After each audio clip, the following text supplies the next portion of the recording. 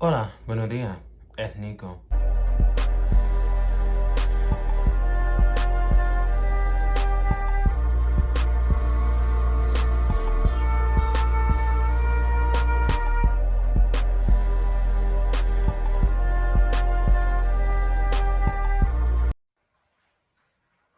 We got you. We got you. Yeah. So today, we're going to be talking about something very interesting. But first, the usual, follow me on Patreon if you like more content like this. Join the family, all fun shit. We spill tea, we have weekly lives, we have personal messaging, we have conversation. It's a community. It's a family. It's cute. We have banter. But yeah. Other than that, follow me on Twitch if you like video games. I did not Twitch Wednesday. I did not Twitch. Who gonna check me, boo? I didn't have the time because I was running late. Then I went to the gym, and then by the time I was getting to the gym, I'm like, oh, I have to stream tonight, and I'm not gonna have enough time now that I'm at the gym. So I did not stream. But I will be streaming on Friday when this airs, if you want to catch that. We're playing The Walking Dead right now. If you like thirst traps, follow me on Instagram. I posted recently. I'm gonna try to post more, especially because I'm trying a new trial of a skincare regimen. Because first of all, this bruise has to go. I gotta get like a dark spot remover for this because this is like, what is this? But yeah, and then I'm also gonna try to get some, like a better overall complexion for my face because I tend to get dark spots where I have acne because I have sensitive skin. Other than that, follow me on Twitter if you want humor. I'm funny, I have good taste in music. Yes, I'm hyping myself up. If I don't do it, who gonna do it?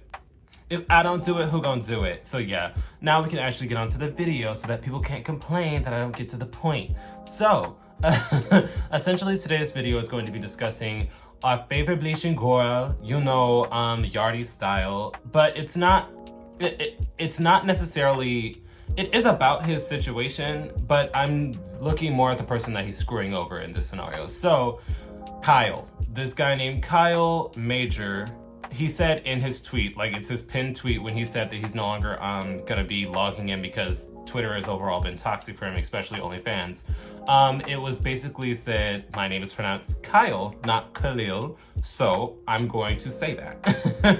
But yeah, so essentially I came across these tweets a long while ago, at least a good, I believe 2 months ago, but I was going to wait to cover the story because I also had another interview. Yes, Nico was gonna get an exclusive interview from a OnlyFans collaborator that collaborated with Yardiestyle, who he fucked over as well, but that hasn't really materialized yet, and I'm like, I can't just keep letting this tea get stale. I understand that I wanted to do a big combo video that would get like, a lot of information in one sitting, but I cannot just sit and let this tea continue to grow stale because at this point the kid quit OnlyFans because of the toxic scenario. So it's like, fine, I'll cover this story, and if that interview materializes, I will gladly speak on it, but I'm not holding my content back anymore because I can't afford to. So essentially this kid, I don't know how old this dude, he's probably older than me, Kyle, he said, I originally started OnlyFans and I got a lot of followers and shit, and Steam picked up, and then suddenly an OnlyFans creator that I knew was very popular reached out to me to collaborate, and I was like, cool, yeah, when you're going to be in New York City. They exchanged numbers. They said, all right, let's link up. And he said, we filmed for 2 hours. He talked me into letting only him record because he has professional lighting, he has professional equipment, when in reality, most of the Yardiestyle videos is him holding the phone at an angle to make your ass look fat as he's like destroying your rectum. Like, I don't understand. Maybe it's like a camcorder that he's using, but bitch, it just seems like a very nice camera to me because he's not doing a lot to like, balance it and shit. It looks like an amateur style video. So that's, anyway, he said, okay, he has the lights and the equipment, he'll record everything. So yeah, sure, we filmed for 2 hours, baby. If you've seen a Yardiestyle video, if you've been on Twitter, trust me, you've seen a Yardiestyle video. This man destroys your asshole. I mean, he's as bad as Fat Rabbit Killer, yeah. I was about to say Fat Rabbit Killer will mutilate you. He will have your whole looking destroyed. But Yardiestyle too. A lot of the bottoms have to be drugged. you know, willingly, obviously. Like I heard they put mollies up their butt because it makes them lose sensation down there. That's personally what I heard. I personally would not recommend numbing your asshole while somebody's drilling into you, because Yardiestyle will fuck you up. Like that's an appeal of his videos, quote unquote appeal. That's his style. He will fuck you up. So they recorded for 2 hours. And the thing is, Kyle never got the video. He was like, so I've been reaching out to him for months. I've been asking him what's happening, you know, can I at least have a preview to show my body, to show that this video is real and that it is coming, so that I can like appease my fans. And he's like, don't worry, sexy. You know, I'm just having to work on the video because, you know, I got a lot of videos before you, so I have to edit them and put them out first. And I understand that. I understand a priority list. If you've recorded with somebody, you definitely need to put out that video first so that they don't feel fucked up about it.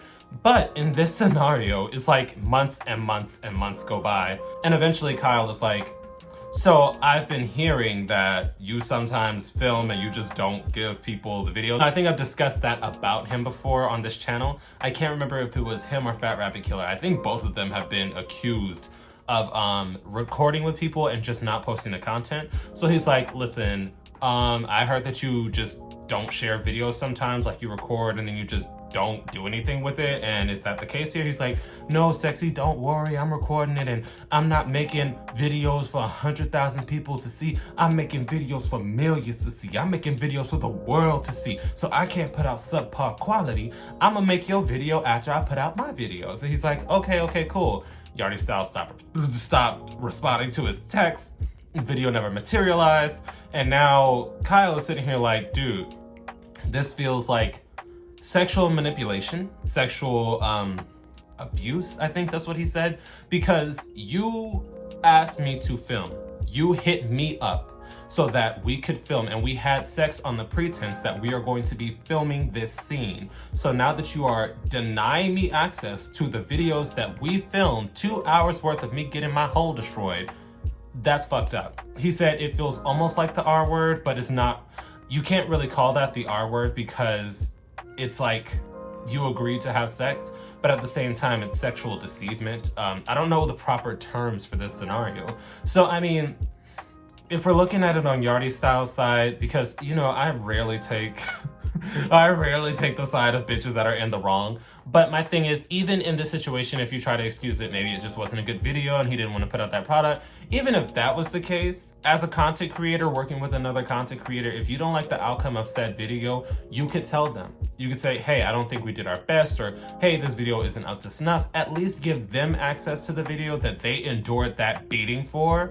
You don't necessarily have to post it on your own page. Like, if he wants to post it on his own, you know, give it to him, let him post what he wants to say. He worked with who. If you decide to retweet the tweet or not, that's up to you. But to completely deny someone access to the hard work and pain that they had to go through, like the finished product, is fucked up.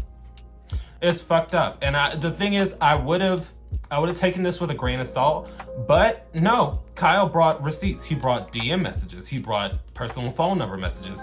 He left his phone number in the messages, but I'm not gonna post that part.